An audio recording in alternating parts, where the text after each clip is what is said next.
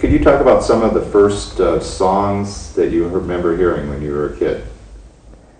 Yeah, I remember Charlie Patton, Cold Black Mare, and Tampa Red, Mama Don't Tear My Clothes, and Ma Rainey, she used to make some old blues songs. I can't remember them right off her hand now.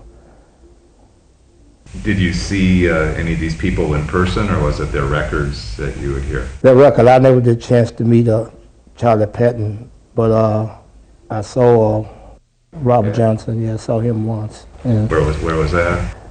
In Vance, Mississippi. Who gave you lessons when you were starting out? Did anybody really take you aside and show you a lot? No, nobody never showed me nothing about music in my life, and I don't have no music in my family.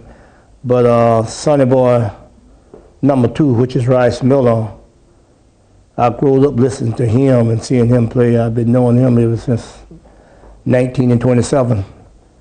And so he was my inspiration in Ireland playing harmonica. Yeah, that shows in your music. That yeah, I know that. Got your way of doing it. Right, and I don't deny it, you know what I mean, because I know I have some of his sounds and some of his look. And as far as I'm concerned about harmonica player, I think he is one of the best that ever lived. Where did your own style on the harmonica come from, do you think?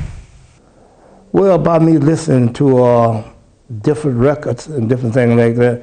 And then another thing, when I was young, I used to listen to big bands and things like that, like Tommy Dawson and Jimmy Dawson and all those guys. So that's where I get that kind of horn sound from, you know what I mean? I used to listen to those guys and used to try to make a harmonica go like their horns and like those bands and things. You've got a vibrato thing that you do that's real nice. Where did that come from? That come from experience, you know what I mean, and getting ahead of the next guy what got the harmonica in his hand, you know what I mean. I got to find some kind of way, you know what I mean, to beat him out. Do you have a way of describing your own style? And if somebody said, what makes your playing different from the next guy's? Is there some way you could describe your own way of playing? Yeah, well, I'm a little bit more aggressive with harmonica than other people's, you know what I mean? And because I like for things, you know what I mean, to be kind of rhythm like, you know what I mean? And I like to push it, and plus I like for people to be happy, you know what I mean? Because I love music, my own self. I just love it, you know. Yeah, and you've always had a lot of life and a lot of joy in your music. Right. So you've always been a house rocker. That's right. That's right. When did you start amplifying the harmonica, and where did you get that idea from? Well, I started that on New Mill, New Caledonia, in the Army. When I was drafted in the Army, through my music, and that's on my record, on my service record, you know. I was playing music when I went in the Army, and then they gave me a trumpet in the Army, you know, to play bugle, you know, the blow bugle calls you. And then as I were on New Mill, New Caledonia, when we were behind the line, and after I would blow those calls, Army calls, taps and reveille and all that kind of stuff, you know, then I would take my harmonica and go through this big PA mic, you know what I mean, after I get through blowing the bugle through it, you know what I mean. And a harmonica sounds like a saxophone to me, you know what I mean. And I love that. And then while I was stationed on that island, New Mill, New Caledonia, it was a USO show came over there. And they let me play the harmonica on the USO show. And I played Woody Harmon's number on the harmonica, Flying Home. And I won a $25 U.S. war bond on. And then after I got out of service, November the 16th, discharged from Rockford, Illinois, out there at Camp Grant. And then I went down on 504 South State Street here in Chicago.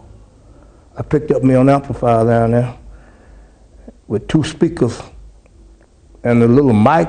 I had looked like a snuff box, looked like a little snuff box, and just the facing in it.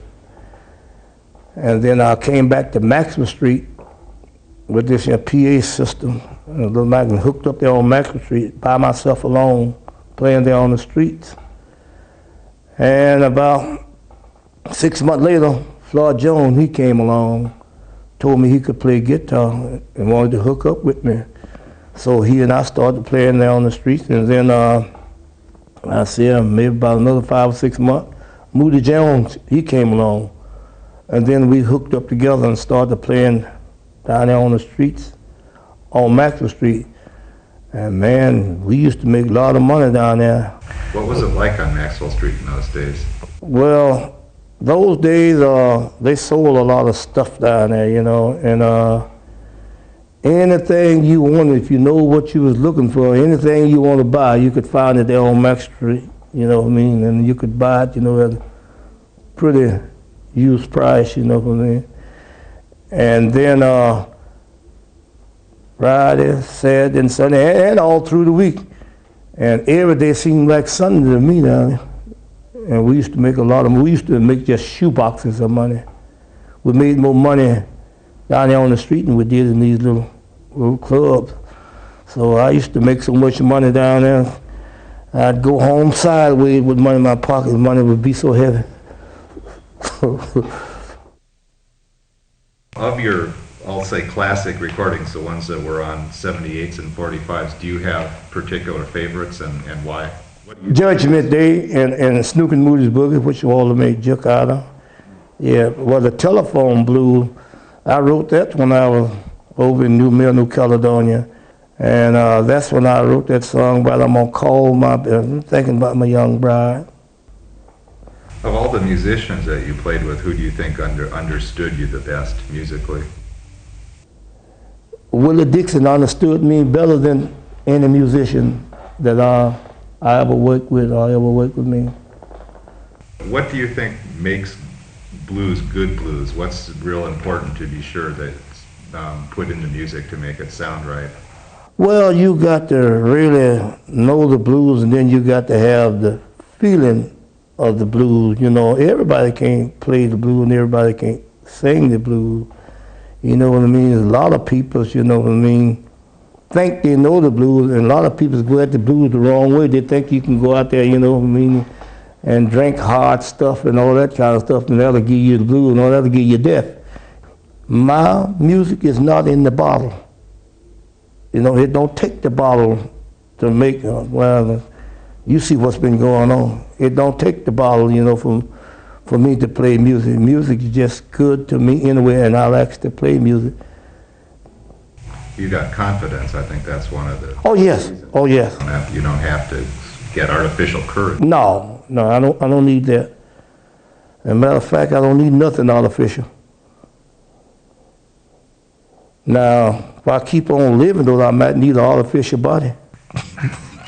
Well, yeah, we'll find one of those for you if that's what it takes, Jerry. Yeah, put that in the project budget. You hang around for a while. We need you. Well, thank you.